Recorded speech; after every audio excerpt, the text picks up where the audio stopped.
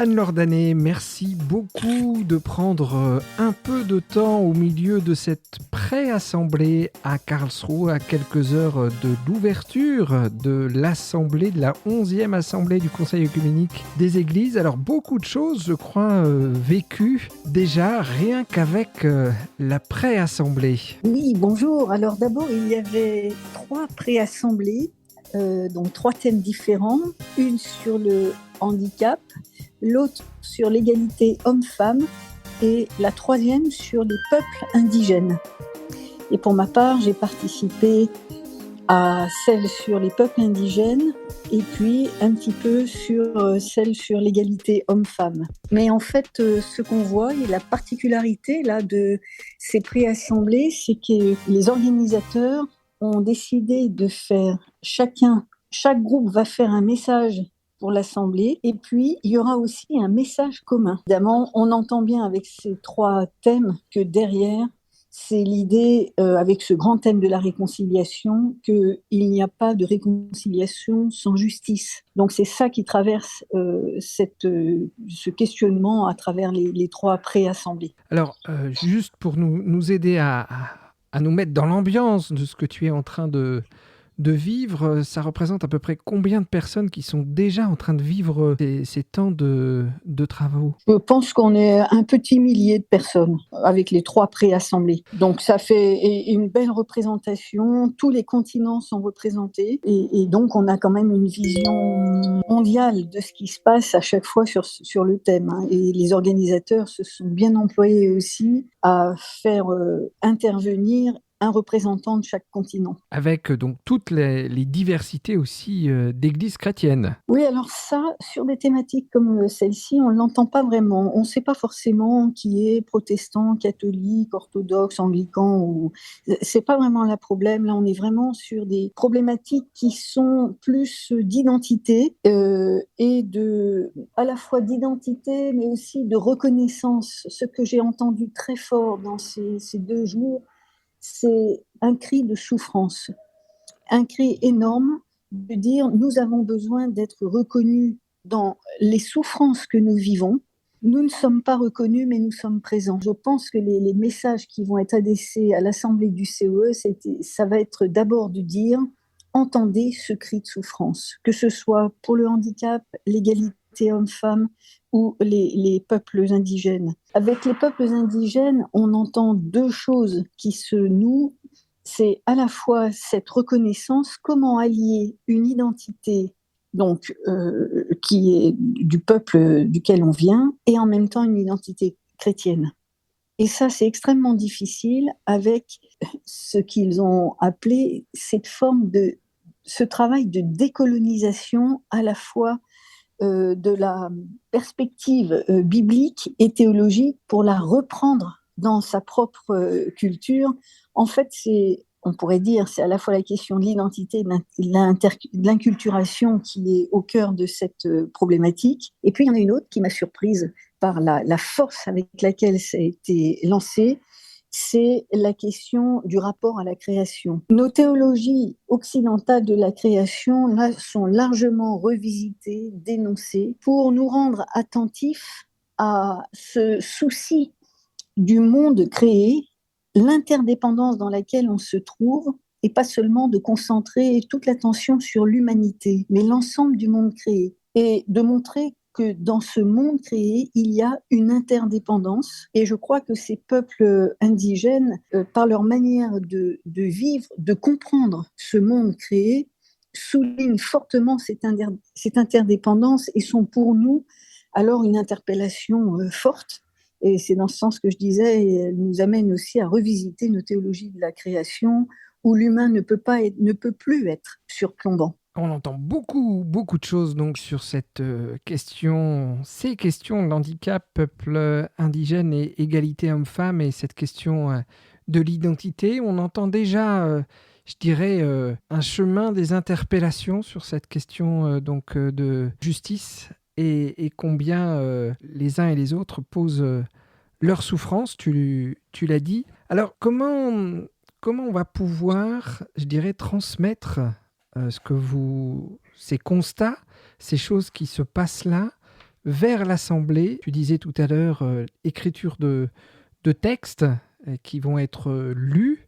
Mais comment tout ça va continuer d'être transmis? Parce que c'est quand même très fort tout ça, et on sent des évolutions théologiques aussi très interpellantes. Oui, alors il y a des propositions très concrètes. Pour que ça aboutisse, il faut qu'il y ait des propositions concrètes. Pour la préassemblée concernant les cultures indigènes, il y a 2 propositions qui seront faites, très concrètes. La première, c'est que le COE accepte de créer un département spécifique pour les cultures indigènes. Parce que jusqu'à maintenant, cette question, elle est dans le département de la mission. Donc ça veut dire que le responsable de ce département, il ne peut pas tout faire. C'est énorme. Donc là, il demande à ce que ce soit un département spécifique. La deuxième chose, c'est de travailler à des plaidoyers pour faire reconnaître des génocides qui sont... d'abord, c'est quand même incroyable de découvrir que certains génocides, certains les apprenaient en séance. Et donc, il y a un problème de communication. Donc, faire connaître ce qui se passe à la communauté du Conseil œcuménique des Églises, donc communauté mondiale, et puis engager du plaidoyer pour faire reconnaître auprès des pouvoirs politiques, justement, ces situations dramatiques et de génocide. Et ça, il faut savoir aussi que derrière cette question de l'identité, dans certains pays, certains peuples indigènes n'ont même pas le droit de prononcer le nom de leur culture. Ils n'ont pas le droit d'exister. Et donc, ces plaidoyers, c'est aussi faire reconnaître leur existence en tant que telle. Par exemple, il y avait cette jeune femme qui expliquait qu'elle, on l'a dit indonésienne, mais elle vient d'un autre peuple qui vit sur la terre d'Indonésie, mais on sait très bien aussi que c'est des mélanges, que il y a aussi du métissage, et pourtant, ses grands-parents, ses arrière-grands-parents ont été massacrés parce qu'ils se disaient de cette culture et ils l'ont revendiquée. Donc c'est ça aussi que le Conseil œcuménique est chargé de faire entendre, la défense justement des sans-voix, de ceux qui sont là, mais qu'on n'entend pas, dont on ne tient pas compte. Et voilà pourquoi ça concerne toutes nos églises. Et là, on peut le relayer parce que on a ces exemples, ça paraît loin de chez nous, loin de la France, et pourtant ça nous concerne aussi directement. Tous ces gens qui sont là et on fait comme s'ils n'étaient pas là. Il y a une chose qui était très surprenante et qui peut nous aider à comprendre, c'est que l'assemblée du COE, comme les préassemblées, sont empreintes de toute une réflexion biblique et spirituelle. Il y a de nombreux temps de prière, de nombreux temps de partage biblique. Et par exemple, la préassemblée sur les cultures indigènes s'est faite avec celle sur l'égalité homme-femme et elle a été introduite par le texte de la multiplication des pains. Et alors, je vais vous donner 2 exemples là de la façon dont ça a été lu. Alors, il peut y avoir un côté qui nous fait sourire, mais en même temps, ça fait aussi réfléchir. La multiplication des pains, c'était de dire, quelqu'un a dit, mais il faut penser qu'il y a une souffrance là, dans cette foule qui a faim. Et Philippe dit, mais voilà, comment on va leur donner à manger? Au passage, il n'est pas dit comment financer pour trouver toute cette nourriture, mais où est-ce qu'on va trouver ce pain? Et en fait, c'est un jeune qui a juste 5 pains de poisson, un enfant. C'est-à-dire, dans cette société de l'époque, c'est un sans-voix, c'est un petit. Je n'irais pas dire ce que c'est un exclu, mais en tout cas, c'est un sans-voix. L'enfant n'est pas considéré dans cette société. Eh bien, voilà, l'idée, c'est justement de ne pas forcément regarder à ceux qui sont puissants, mais à ceux qui aident chacun à donner le peu qu'il a, parce que c'est Jésus-Christ qui est le pain de vie et qui est notre espérance. Et je vais vous faire rire, pour l'égalité homme-femme, la personne qui a commenté ce commentaire, ce texte biblique, elle a dit, c'est quand même incroyable, parce que l'enfant, eh ben, c'est lui qu'on vient chercher, c'est lui qu'on met en valeur. Mais on oublie que c'est sans doute sa mère qui lui a donné ce pique-nique. Et puis, le pire, que c'est André qui vient prendre le pique-nique de l'enfant. Et ce qui est encore plus fou, c'est que Jésus dit oui, Vous voyez comment c'est lu? C'est-à-dire, et là, il y a eu un développement sur une main-d'œuvre pas chère, etc. Mais l'idée derrière, c'est aussi d'être toujours dans cette démarche de confiance que qui que nous soyons, nous pouvons donner le peu que nous avons et c'est Christ qui démultiplie, qui distribue. Et l'idée, c'est d'entrer dans ce présent pour être dans ce mouvement justement du don et de la démultiplication. Pour le dire autrement, c'est laisser ce souffle divin agir en nous pour être dans le don, dans la bienveillance et le regard sur les uns et les autres. Voilà un peu ce qui a été dit. Et c'est jalonné aussi par des tas de témoignages de personnes qui vivent concrètement toutes ces situations d'exclusion, de souffrance, de recherche d'identité, de reconnaissance. Et il me semble que pour nous, c'est aussi, nous occidentaux, c'est une prise de conscience d'abord de ce que nos pays historiquement ont fait. Je pense à la colonisation, des traces que ça laisse dans les différentes générations jusqu'aux jeunes aujourd'hui, et comment nous renouons un dialogue.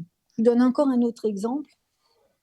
Le thème, donc, c'est la réconciliation. Il y a quelqu'un qui a dit, comment parler de réconciliation alors qu'on n'est même pas reconnu? Pour être réconcilié, il faut déjà être deux quand même. Et ça veut dire que de part et d'autre, c'est dire qui on est d'un côté, et puis de l'autre, c'est reconnaître l'existence de l'autre dans ce qu'il est. C'est pas à moi de définir l'identité de l'autre, et c'est pas à moi de le faire passer dans une manière de comprendre sa foi qui est par mon filtre culturel, théologique, etc.